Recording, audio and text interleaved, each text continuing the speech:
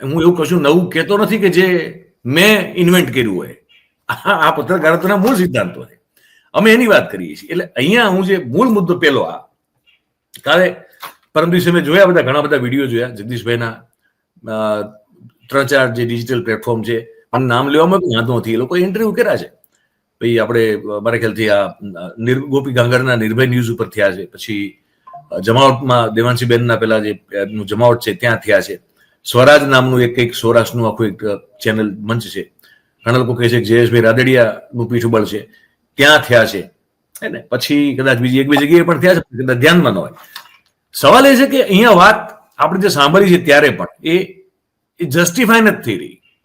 કોઈ મેં જોયું કે ઘણી બધી જગ્યાએ અમુક જો થોડી ઘણી એવી કોમેન્ટ થાય તો પાછા ઘણા લોકોને બહુ એવા ખોટા લાગી જાય છે. મેં કીધું આ ધણ અથવા ઝૂંડમાંના લોકો છે એને ખોટા લાગી જાય છે.